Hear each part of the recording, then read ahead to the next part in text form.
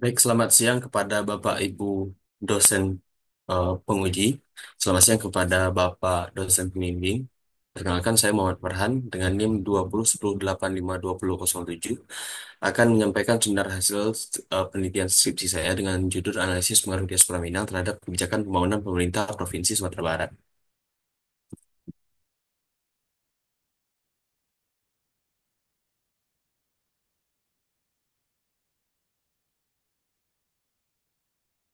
Latar belakang dari penelitian ini adalah diaspora awalnya membahas diaspora dengan landasan diaspora awalnya merujuk pada penyebaran paksa suatu populasi seperti diaspora Yahudi setelah penawanan Babilonia.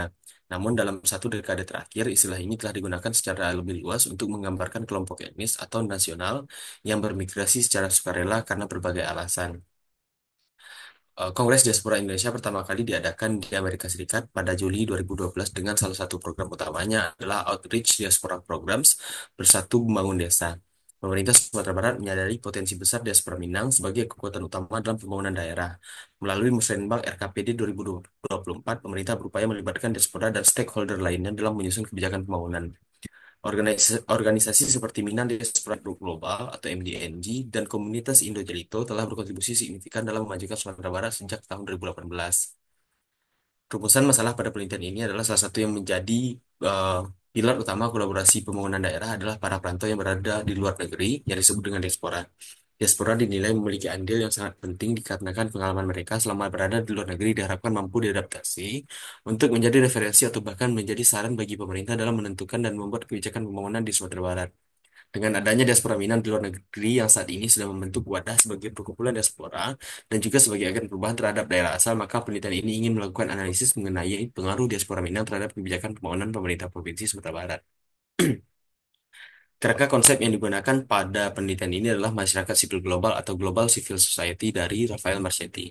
Rafael Marchetti dalam bukunya Civil Society, Global Governance, and the Quest for Legitimacy mendefinisikan masyarakat sipil global pada tindakan kolektif dan interaksi aktor non-negara, termasuk lembaga swadaya masyarakat atau LSM, gerakan sosial, dan kelompok masyarakat yang beroperasi melintasi batas-batas negara dan terlibat dalam tata kelola global dan proses pembuatan kebijakan. Salah satu aspek kunci dari masyarakat sipil global seperti yang disoroti oleh Marchetti adalah kemampuannya untuk memobilisasi dan mengordinasikan aksi kolektif lintas batas. Dengan terlibat dalam proses pembuatan kebijakan dan mengadvokasi perubahan, masyarakat sipil global dapat membantu memastikan bahwa tata kelola global lebih inklusif, akuntabel, dan responsif terhadap kebutuhan semua orang. Dalam konsep masyarakat sipil global, menurut Rafael Marchetti, ini ada values promotion atau promosi nilai yang terbagi menjadi tiga. Pertama adalah campaign, yang kedua advocacy, dan yang terakhir adalah provision of knowledge in the form of research and education. Kemudian dinamika kebijakan pembangunan Sumatera Barat. Aturan pemerintah Indonesia terkait diaspora. Berdasarkan Perpres nomor 76 tahun 2017, pemerintah menyediakan fasilitas bagi masyarakat Indonesia di luar negeri untuk berkontribusi dalam pembangunan ekonomi, sosial, dan budaya. Kartu Masyarakat Indonesia di Luar Negeri atau KMILN diterbitkan sebagai tanda pengenal diaspora dan alat pemetaan potensi dengan fasilitas seperti akses perbankan dan kepemilikan properti di Indonesia.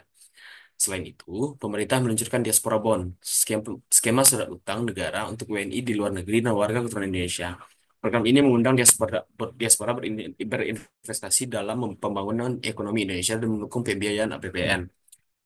Inisiatif ini mempererat hubungan dengan diaspora dan memanfaatkan potensi mereka dalam memajukan pembangunan nasional. Kemudian dinamika pembangunan Provinsi Sumatera Barat. Keberhasilan pembangunan daerah sangat dipengaruhi oleh optimalisasi faktor-faktor seperti penciptaan lapangan kerja dan dorongan pertumbuhan ekonomi dengan memanfaatkan keunggulan komparatif dan potensi sumber daya manusia. Sumatera Barat mengalami penurunan ekonomi minus 1,61% pada tahun 2020 akibat pandemi COVID-19. Namun, dampaknya lebih ringan dibandingkan nasional yang mencapai minus 2,07%. Meski pertumbuhan mulai pulih pada 2021 hingga 2023, PDRB per kapita Sumatera Barat masih lebih rendah dibandingkan provinsi lain seperti Sumatera Utara dan Riau. Dinamika pembangunan Provinsi Sumatera Barat yang lainnya adalah infrastruktur jalan. Infrastruktur jalan menjadi salah satu fokus utama pembangunan di Sumatera Barat. Meskipun 92,97% jalan nasional dalam kondisi baik, jalan provinsi masih tertinggal. Upaya perbaikan dilakukan melalui program Impres Jalan Daerah atau IJD dan pembangunan Jalan Tol Padang Cincin yang diharapkan dapat mempercepat pertumbuhan ekonomi daerah dan meningkatkan konektivitas. Pemerintah Sumatera Barat terus merencanakan pembangunan jangka pendek hingga panjang melalui rancangan awal RKPD 2024.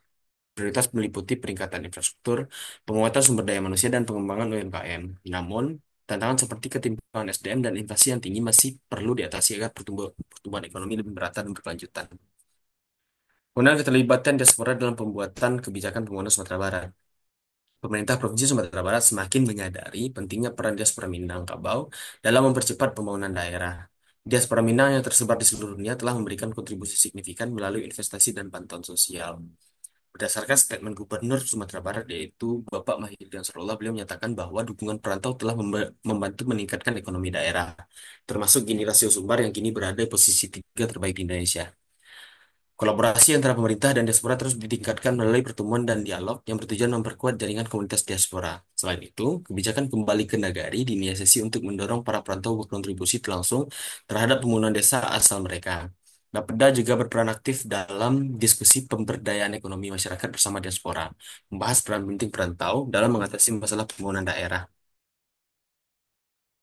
Kepala Bapeda menyoroti peran finansial diaspora yang telah mereka kirimkan triliunan rupiah ke Sumatera Barat. Finansial ini memastikan kesejahteraan masyarakat di Nagari meskipun mereka tidak berpenghasilan tetap. Meskipun angka pengangguran cukup tinggi, kemiskinan di Sumatera Barat tercatat rendah berkat dukungan diaspora. Peran finansial ini dianggap penting untuk stabilitas ekonomi lokal, terutama di desa-desa. Walau kontribusi diaspora sangat signifikan, koordinasi dan pengelolaan sumber daya masih menjadi tantangan. Pemerintah berharap keterlibatan diaspora terus berkembang dengan solusi inovatif untuk tantangan yang dihadapi. Melalui berbagai kebijakan dan inisiatif, pemerintah berupaya memanfaatkan potensi diaspora demi mencapai pembangunan yang lebih baik dan berkelanjutan di Sumatera Barat. Selanjutnya, situasi dan kondisi faktual pembangunan Sumatera Barat. Pertumbuhan ekonomi Sumatera Barat pada 2023 mencapai 4,62%, di bawah rata-rata nasional 5,06%. Sektor utama ekonomi provinsi ini meliputi pertanian, kehutanan perikanan, perdagangan dan reparasi, serta transportasi dan pergudangan. Namun, PDRB per kapita sebesar 54,33 juta rupiah, 54,333 juta masih di bawah rata-rata nasional yaitu 74,96 juta rupiah. Ketergantungan pada akses jalan menjadi tantangan besar dalam memaksimalkan pertumbuhan ekonomi tersebut. Infrastruktur jalan krusial untuk pertumbuhan ekonomi. Putusnya jalan lintas nasional di Lembah Anai pada Mei 2024 akibat banjir meningkatkan waktu tempuh dan inflasi hingga 4,17%. Pemerintah meningkatkan alokasi anggaran melalui program Impres Jalan Daerah dari 147,16 miliar rupiah pada 2023 menjadi 478,6 miliar rupiah pada 2024. Namun anggaran ini masih lebih rendah dibandingkan provinsi tetangga. Keterlibatan diaspora dalam kebijakan pembangunan dianggap hanya bersifat formalitas. Ibu Dita sebagai seorang diaspora Minang tinggal di Amerika Serikat mengungkapkan kurangnya wadah bagi aspirasi mereka dalam mengembangkan kampung halaman. Diaspora yang tidak memiliki KTP tidak dapat mengakses bank konvensional sehingga investasi jangka panjang sulit dilakukan. Meskipun Peraturan Presiden Nomor 76 Tahun 2017 memberikan fasilitas bagi diaspora, mereka tetap melakukan sosialisasi dan edukasi secara sukarela tanpa dukungan pemerintah daerah. Kegiatan ini tidak rutin karena masalah jaringan internet dan kurangnya bantuan kuota bagi masyarakat pedesaan. Bab 3 membahas mengenai dinamika dan pengaruh diaspora Minang. Pertama, profil komunitas diaspora Indonesia. Diaspora Indonesia terdiri dari individu yang tinggal di luar negeri, baik yang masih memegang kewarganegaraan Indonesia maupun yang telah menjadi warga negara asing dan mulai dikenal sejak Congress of Indonesian Diaspora (CID) tahun 2012. Diaspora dibagi menjadi 4 kategori: WNI di luar negeri, WNI yang menjadi WNA, WNA keturunan Indonesia, dan WNA yang mencintai Indonesia. Mereka tetap memiliki keterikatan emosional dengan tanah air melalui kegiatan budaya. Keberadaan diaspora di sektor pendidikan dan teknologi berkontribusi signifikan terhadap pembangunan nasional. Sebagai agen diplomasi track to, diaspora dapat memperkuat hubungan antar negara, khususnya di bidang ekonomi dan pendidikan, sekaligus membantu memperbaiki citra Indonesia di kancah internasional. Pemerintah melihat diaspora sebagai mitra penting dalam kerjasama ekonomi dan diplomasi. Dengan Indonesia Diaspora Network berfungsi sebagai forum untuk dialog bisnis dan inovasi. Dengan pengalaman di negara maju, mereka juga dapat menjadi penghubung antara Indonesia dan dunia internasional melalui investasi, pengenalan produk, dan promosi pariwisata. Pemerintah Indonesia terus berupaya memberdayakan diaspora melalui inisiatif dan kebijakan, termasuk dialog multi pihak yang mengundang pemangku kepentingan untuk membahas isu-isu terkait diaspora. Platform dialog multi pemangku kepentingan diluncurkan untuk menciptakan dialog berkelanjutan dan kolaborasi, mengoptimalkan peran diaspora dengan pendekatan bottom up dalam merancang kebijakan.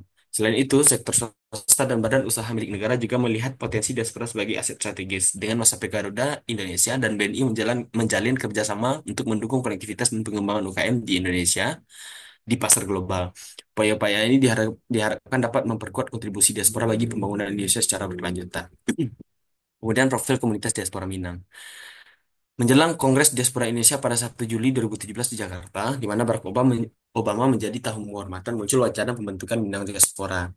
Diaspora ini diharapkan menjadi bagian dari diaspora Indonesia dengan fokus pada diaspora berbasis kesukuan, yaitu Minangkabau.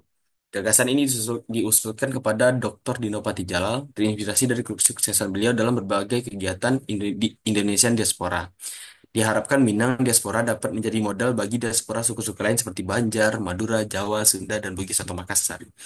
Orang Minang tersebar di seluruh dunia dengan beragam keahlian dan profesi, termasuk duta besar, diplomat, CEO, dan pengusaha. Namun, hingga kini belum ada wadah yang khusus mempersatukan potensi diaspora ini. Pembentukan Minang Diaspora sangat penting untuk menjembatani komunikasi antara masyarakat Minang di tanah air dan luar negeri, serta untuk mengumpulkan dan memfasilitasi ide-ide dari perantau Minang di tingkat nasional dan internasional. Melalui platform Facebook, komunitas Minang Diaspora Network Global atau MDNG telah menghimpun lebih dari 1.900 anggota, menunjukkan antusiasme tinggi dari perantau Minang untuk terlibat. Kegiatan pertama MDNG setelah pembentukan berlangsung di Melbourne, Australia pada 20 September hingga 2 Oktober 2018. Dihadiri oleh tokoh penting seperti Gubernur Sumatera Barat Irwan Prayitno dan Wali Kota Padang saat itu yaitu Buya Mahili Ansarullah. Dalam acara tersebut, Mahildi menekankan kontribusi diaspora Minang dalam pembentukan Kota Padang melalui investasi, pendidikan, kesehatan, dan teknologi informasi. MDNG terus menggelar kegiatan untuk memperkenalkan budaya Minangkabau kepada masyarakat global dan mendorong diaspora Minang berkontribusi kembali ke kampung halaman mereka. Dan beberapa programnya yakni pembuatan kartu Minangkabau, pemberian bantuan beasiswa pendidikan bersama Wadah Foundation, bantuan finansial dan material selama pandemi COVID-19, program Pulang Masamu, dan program bantuan bencana alam. Kemudian pengaruh diaspora Minang terhadap pembangunan Sumatera Barat. Penulis mewawancari 4 diaspora Minang disertai 2 masyarakat umum untuk mendapatkan perspektif yang lebih luas terhadap pengaruh diaspora Minang di Sumatera Barat. Diani, yang pertama adalah Diani Ariesta Nasrul, diaspora Minang Indonesia sebagai seorang perawat yang tinggal di Texas sejak 30 tahun yang lalu, tergabung dalam IDNG dan NDNG. Beliau aktif memberikan workshop daring untuk para perawat yang berpotensi untuk dikirim dan bekerja di Amerika Serikat. Kemudian beliau menyatakan hampir seluruh diaspora Minang di luar negeri senantiasa mengirim bantuan finansial kepada keluarga masing-masing di kampung yang tanpa disadari dapat meningkatkan taraf perekonomian masyarakat lokal untuk membangun rumah, modal bertani, beternak, dan lainnya. Namun tidak bisa berinvestasi di bank karena kendala tidak memiliki tanda pengenal asli Indonesia atau KTP.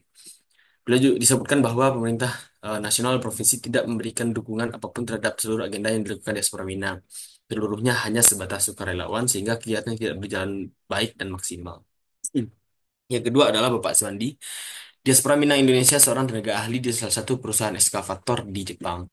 Beliau aktif memberikan kontribusi finansial untuk pembangunan infrastruktur seperti perbaikan jalan di daerah Palembayan, Kabupaten Agam. Beliau juga berinisiatif untuk memotivasi pelajar SLTS secara langsung ke sekolah-sekolah serta menjadi mentor secara sukarela. Beliau menyebutkan tidak ada perhatian khusus untuk pemerintah atas upayanya, bahkan sebatas seorangan khusus untuk tempat belajar tadi. Yang ketiga ada Bapak Ahmad Rul, WNI yang sudah tinggal di Malaysia selama 3 dekade dan berbisnis kuliner di sana. Beliau merekrut para pemuda dari daerah kampung halamannya untuk bekerja di perusahaannya hingga mereka mampu membenahi kampung halamannya masing-masing dengan keuntungan finansial yang didapat seperti untuk perbaikan jalan, masjid, sekolah, bahkan rumah adat. Beliau juga berupaya berkoordinasi dengan Beliau juga telah berupaya berkoordinasi dengan pemerintah daerah, namun pemerintah daerah seperti lebih sibuk berkolaborasi dengan perusahaan tambang yang ada di kampungnya. Kemudian ada Bapak Gus Rizal, mantan staf ahli urusan kerjasama Sister Civic atau Bukit Tinggi dengan pemerintah Victoria Australia. Beliau memulai karirnya sebagai pengajar BIPA di Australia hingga dipanggil oleh Wali Kota Bukit Tinggi untuk perencanaan pembuatan program Sister City. Namun hanya berlangsung dari tahun 2009 hingga 2012 disebabkan oleh pergantian kepala daerah Kota Bukit Tinggi. Saat ini beliau berperan sebagai tenaga pendukung dan penghubung kerjasama Indonesia dengan Australia di Kemenlu RI serta pakar kerjasama pemerintah Provinsi Sumatera Barat dengan Australia.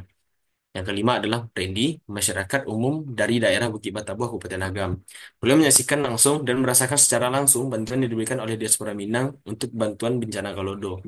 Beliau juga mengetahui bahwa perwakilan diaspora Minang pernah memberikan bantuan pendidikan kepada perwakilan pemerintah Kabupaten Agam.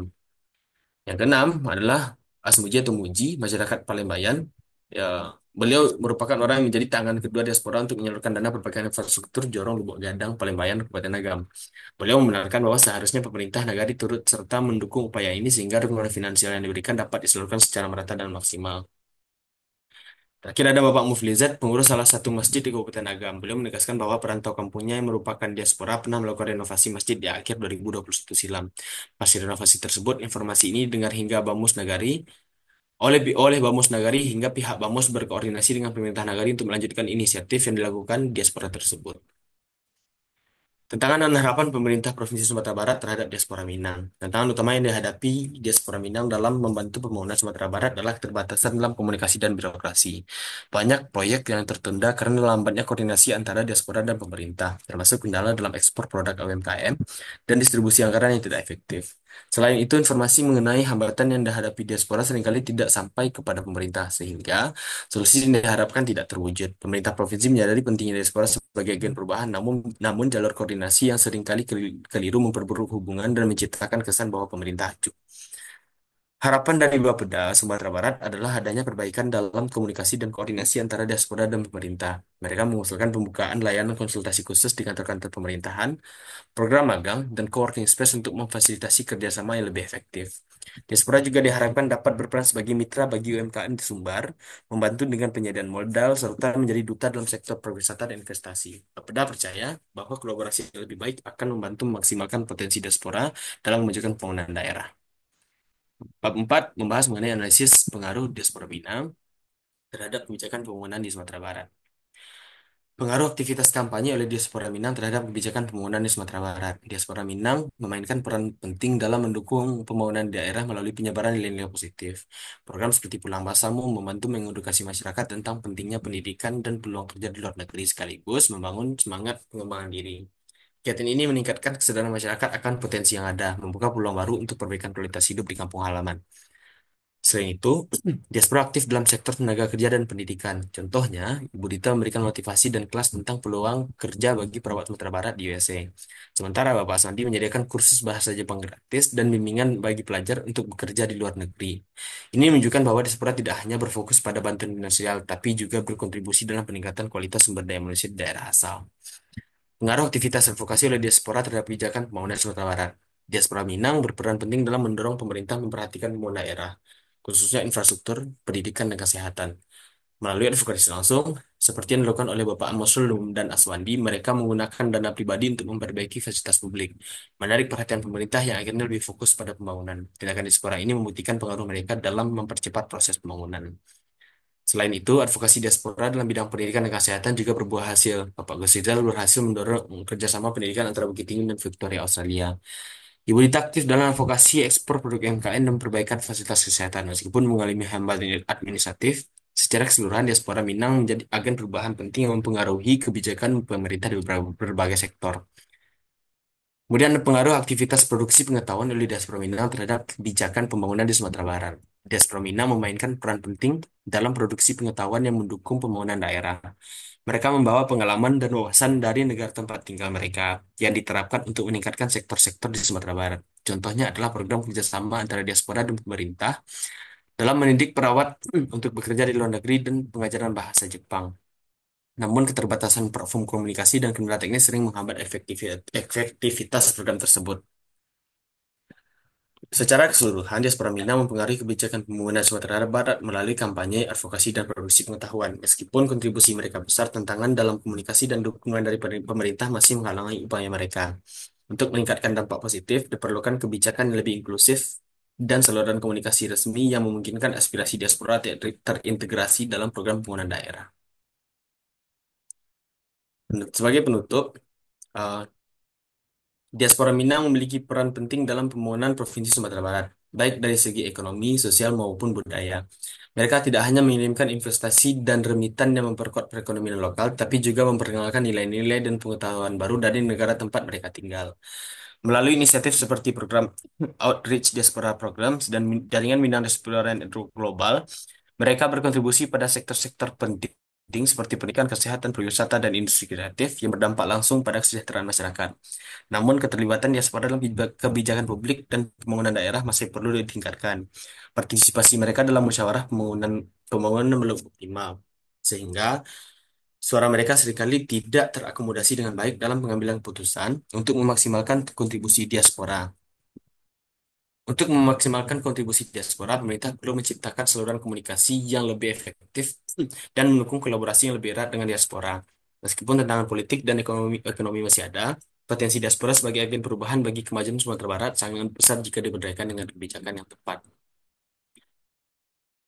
Meskipun kontribusi diaspora Minang sangat signifikan, terdapat beberapa aspek yang perlu diperhatikan. Pertama, keterlibatan diaspora dalam proses penyusunan kebijakan pembangunan masih terbatas. Hal ini dapat mengakibatkan kurangnya representasi suara mereka dalam musyawarah perencanaan pembangunan atau musrenbang. Selain itu, komunikasi antara pemerintah daerah dan komunikasi diaspora perlu ditingkatkan agar kolaborasi dapat berjalan lebih efektif. Terakhir, ada risiko bahwa ketergantungan pada diaspora dapat mengurangi tanggung jawab pemerintah lokal dalam mengatasi masalah pembangunan. Pemerintah Provinsi Sumatera Barat sebaiknya memperkuat keterlibatan diaspora dalam perencanaan dan pelaksanaan kebijakan pembangunan melalui forum rutin untuk menerima masukan dari mereka. Hal ini akan memperkuat jaringan antara pemerintah daerah dan komunitas diaspora, memfasilitasi pertukaran ide inovatif yang dapat diterapkan di Sumatera Barat. Selain itu, pemerintah perlu mengadakan program pelatihan bagi diaspora terkait kebijakan publik dan pengembangan daerah agar mereka dapat berkontribusi lebih lebih efektif. Monitoring dan evaluasi juga penting untuk memastikan dampak positif dari kontribusi diaspora. Dengan langkah-langkah ini, potensi diaspora Minang dapat dimanfaatkan optimal untuk kemajuan Sumatera Barat. Sekian pemaparan seminar hasil terkait penelitian saya. Terima kasih banyak atas perhatiannya kepada Bapak Ibu dosen penguji dan dosen pembimbing. Juga bagi teman-teman yang ingin bertanya, silahkan bertanya melalui kolom komentar yang ada di bawah video ini. Sekian dari saya ucapkan terima kasih. Assalamualaikum warahmatullahi wabarakatuh.